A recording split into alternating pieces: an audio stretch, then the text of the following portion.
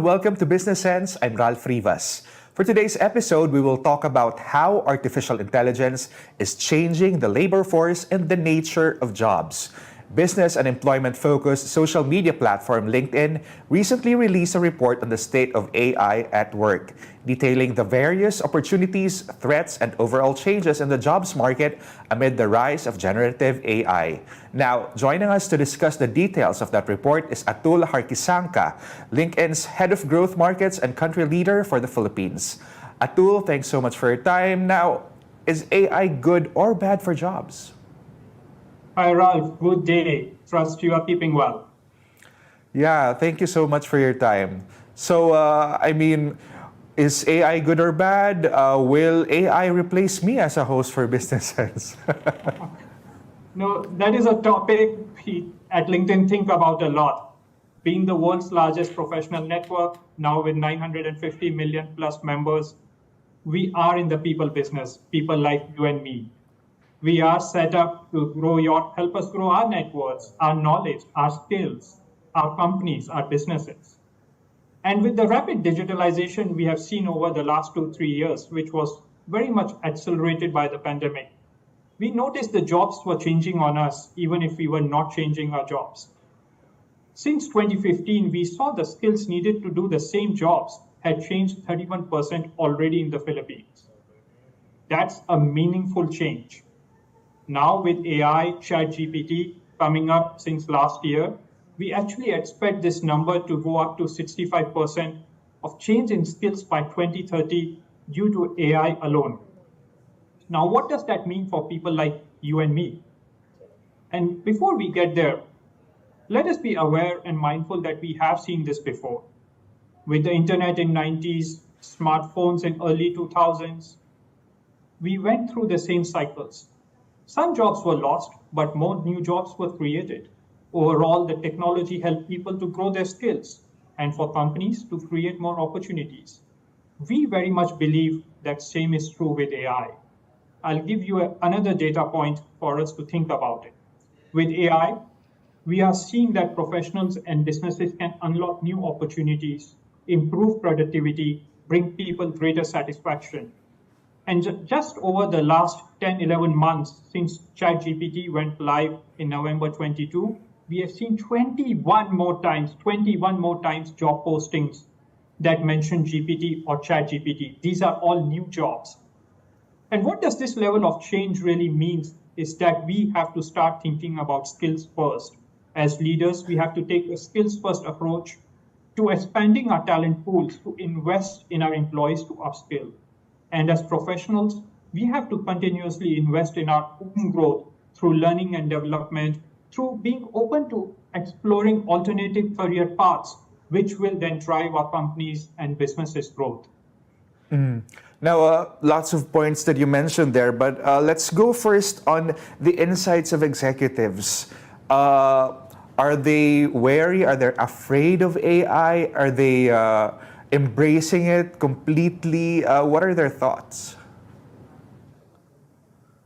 Well, we recently launched the report, as you mentioned, and being overwhelmed is a very natural reaction to a new technology, especially with the hype and update that we have seen around ChatGPT. In Philippines, we saw that 50% or more of the professionals, so more than 1 in 2 professionals, felt overwhelmed. And let us try to break it down. While they are feeling overwhelmed, they are very open to sharing this type of feelings with their network, reach out on LinkedIn to their peers. We saw more than 60% of professionals in Philippines have started talking about topics like generative AI, ChatGPT, and are using platforms like LinkedIn to leverage their peers to learn more about AI.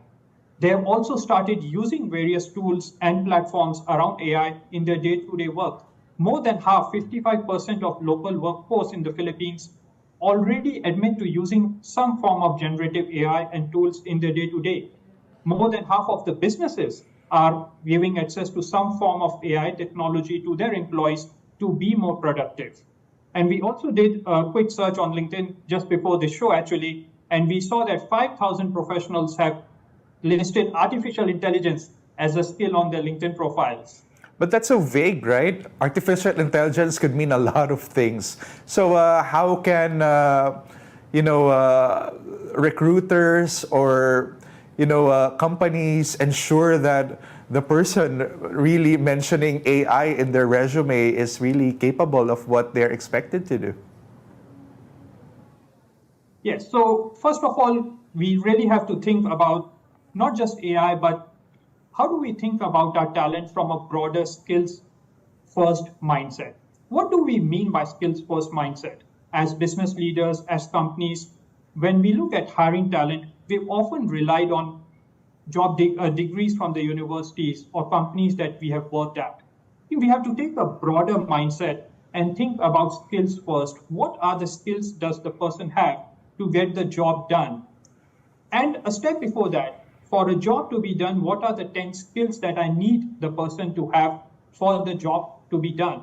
And when we start thinking skills first, we realize two things. First one, that we can start expanding our talent pools to people who may not have gone to a top tier university or work at a top firm, but still have those skills, either through online education or through some other education channels that they would have picked up their skills.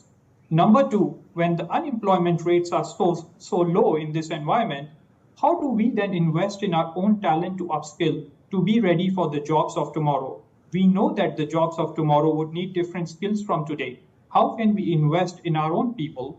And I'll give you an example. How can we make, as an example, the data analyst of today, the data scientist of tomorrow, to help us keep pace with all the changes that are happening around us? Now, focusing more on the skills needed to adapt to AI. What do we need? Where do we get to upskill? Again, this is a topic near and dear to my heart. I continue to invest myself because, even if I look at my day-to-day job, I'm learning how to use AI to make some of the tasks in my day-to-day job easier. So the first place really is to understand AI. What is generative AI all about? What is ChatGPT all about? And it starts by growing and learning about AI skills. Earlier this year, we released 100 courses on LinkedIn that were made freely accessible to all our members. We have now released the top 10 popular courses on AI that are free to access to all members till end of the year, till December 23. Very simple courses like what is generative AI to a slightly more advanced how to research and write using generative AI as an example. So that's one area. But something that might not come intuitively to a lot of us is the importance of soft skills with the rise of AI. We know that with AI, the tools, the platforms will help us to do certain tasks in our day-to-day. This would free up our time to focus on more people and human interactions. A product manager now may have more time to spend with the sales teams, the marketing teams that the product manager is supporting. And for this, we need to work on our soft skills like people communication, written and verbal communication styles, creativity even, and problem solving. So we need to continue to invest in our soft skills and continue to build them as we talk so much about AI and tech skills as well. Okay, so now we know where to upskill. It's basically on the internet. You can just look it up, train yourself, and you'll be knowledgeable on specific areas of artificial intelligence. But again, there's also the threats of, the threat of the wipeout of jobs. What are your thoughts on this, and what does the report say about this? What jobs will be gone or are actually gone at this point? AI, as it is now, is in a very early, very nascent stage. And we see that every country, every company, businesses are working on their frameworks, working on the ethics around AI to leverage its full potential. At LinkedIn, we too believe in responsible use of AI.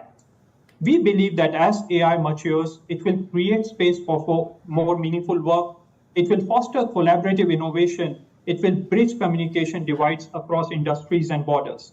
In our study that you brought up earlier, very interesting data point that I picked up is that more than half, 55% professionals in the Philippines believe that AI will help them create more job opportunities outside metro cities because now they can actively upskill in AI, as you said, via online channels and leverage AI to do the work better and do it remotely. And one in two, actually, again, more than 50% say that AI related skills will allow them to be on a more level playing field with other professionals, regardless of their education qualifications. So you're saying that Filipinos are quite optimistic with AI. Where is this optimism coming from? Yes, I'm always very proud and happy to visit Philippines. There's a lot of optimism combined with a healthy mix of resilience, which is really needed when a new technology like AI has come to us when we are not exactly extremely well prepared for it. So yes, Filipinos are overwhelmed, but we see that across the region as well. But at the same time, Filipinos are keeping pace with other Southeast Asian neighbors.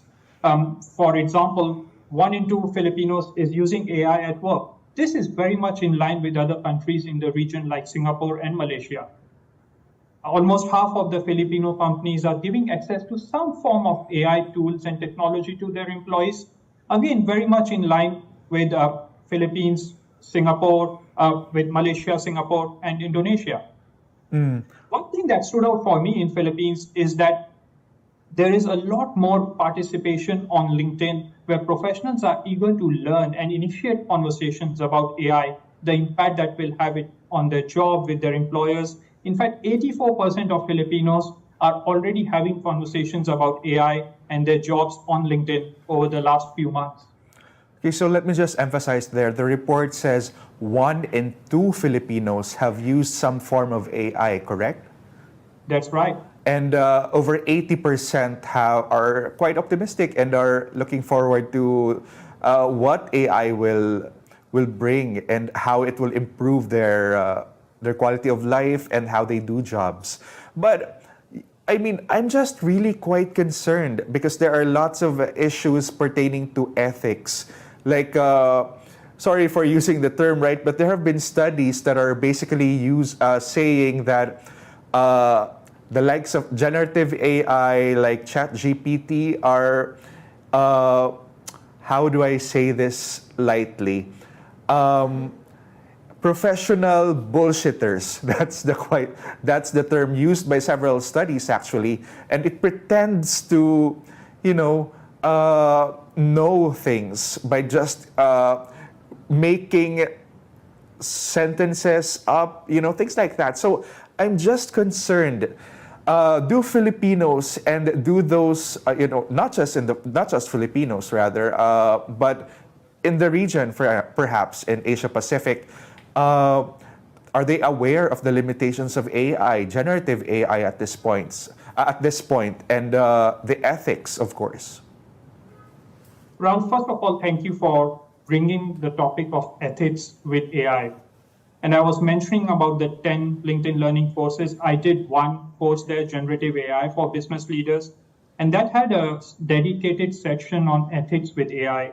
This is such a pertinent topic, and we need to have this conversation because while there is merit and upside of AI, we need to be equally aware and conscious about the pitfalls and the ethical responsibilities that come with the use of AI and adoption of AI in our businesses. And again, not just in the Philippines, but globally, we are seeing conversations around responsible AI shoot up about 40% year on year on LinkedIn. This specifically spiked when products like ChatGPT are released or any software company would announce AI releases or AI products.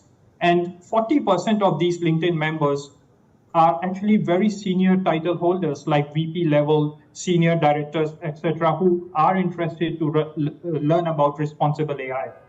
One other thing I would say that LinkedIn being a Microsoft company, we take this very seriously. We are very consistent with our commitment to build a trustworthy platform. We must continue to use AI responsibly. We are very much inspired by and aligned with Microsoft's leadership in responsible AI principles. So this is really very important to us and a very pertinent conversation for us to have. Now, what about the quality of jobs out there these days with the rise of AI? Are AI-driven jobs paying well? Because another concern is maybe this could be an indicator that there's a rise of digital sweatshops. Yes, Ralph. So jobs are really important, and people access economic opportunity through jobs. Jobs are what pay us to lead our lives and have a meaningful purpose in life. And AI has changed how we work. It will continue to change us how we think about work, and importantly, how we define jobs. And one thing we are starting to see in certain companies and with leadership is that instead of job titles, we are starting to see job as a collection of tasks that we do. And let me break it down for you using my job as an example. So in my day-to-day, there are certain tasks that AI can fully do for me, like summarizing meeting notes or taking email chains for me. And then there are certain tasks where AI can help me improve my work and efficiency, like writing posts, preparing notes for interviews like this. I won't lie, I did use some ChatGPT to get some ideas and look up. And in fact, 85% professionals see AI as an invisible teammate who will help them with their work in the next 5 years.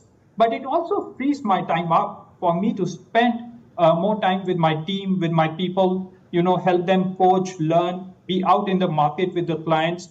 That is really where I want to maximize my time and energy, learn how to be more creative, be better at collaboration. And at the end of the day, this makes our job gives it easier, gives us more job satisfaction, helps us to have a better work-life balance. It also frees up time to learn more skills. Mm-hmm. So all in all, I would see a healthy sense of optimism, with reality being, let's call it cautious optimism.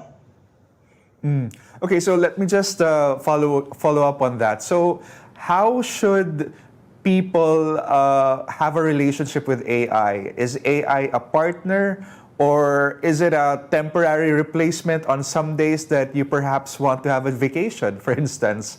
Can AI do that at this point, or can AI do that eventually? In these are early days, Ralph, and wish I had a good answer. We are all learning, we are all experimenting, and we are seeing how will AI help us in our roles, in our businesses. As leaders, we are thinking, how will AI help us disrupt some models, accelerate the growth of our businesses? I would really say taking breaking it down, what are the tasks that AI can do for us completely? What is where it can augment us, help us? And then what are the tasks where human interaction and people skills are really super important, which machines, leave aside AI, cannot do for us? And how can we spend more time doing those meaningful activities? So early days, we are learning, and happy to continue sharing our learnings with you and listeners, viewers of this show as well. Okay, so let's go down to the different sectors and how it's being affected by AI. So first off, what sectors are embracing it more than others, and what are the advantages? Again, intuitively, we would think that AI is limited to tech sector or more advanced sectors, but we don't really see that. We believe that AI is going to disrupt and create opportunities across industries. Be it manufacturing, be it real estate, be it healthcare, be it education. The way it creates that impact is going to be different for everyone. In a very healthy economy like Philippines, GDP projected to grow 5 to 6% this year, next year, AI can only help to accelerate that growth. And we are seeing that companies who look for talent with AI and know how to use AI-related products with the more skills-first mindset are leading that race regardless of the industry they are in. I mentioned about the 21 times more jobs on LinkedIn now having ChatGPT. No particular industry stands out. We are seeing these jobs are coming from across the industries. And employers who are spending time and focusing on upskilling, reskilling their professionals on AI literacy, digital skills, no specific industry. We are seeing this come across industries. Everyone is trying to understand how AI can help them, how AI can help them create new business models, innovate faster, better. Similar to what we saw with internet in 90s or smartphones, the move from Web 1 to Web 2 in 2000s. Now, which sectors are negatively affected by AI, and how are they, or how should they prepare for the impact of AI? Again, at this early stages, we are not seeing any particular sectors or professionals being negatively impacted. It is just the beginning. We truly believe that AI has the potential to create more opportunities for everyone, be it as professionals. It will give us more time, upskill ourselves, and as businesses to innovate, bridge communication gaps across cultures, geographies, industries, and help us to create more, help us to innovate more, help us to serve our employees, our customers, our business partners better. So early days, but we are not seeing any massive disruption yet. Okay, so finally, what are the key takeaways in the report that could possibly help businesses, business leaders, industries in adapting to AI? Where should they invest? What types of skills should employees get? I'll say three things, Ralph. First, it is human, it is natural for us to feel overwhelmed, and that is all right. Number two, we should all be thinking about upskilling. We should be thinking about upskilling not just in digital and AI skills, but also in soft skills like communication, creativity, collaboration, and problem solving. Number three, very, very inspired by the resilience and the optimism that we are seeing across the region, but very specifically in the Philippine community. Our professionals want to learn, want to leverage their networks to do more and ask those questions. These are early days, so let us lean on each other to share best practices, our lessons and our learnings, and continue to do well and evolve as a society and a community. Okay, thank you so much. Really interesting insights from the report. Thank you for your time, Atul. That was Atul Harkisanka, LinkedIn's Head of Growth, Markets and Country Leader for the Philippines. I'm Ralph Rivas. This has been another episode of Business Sense. Thanks for watching.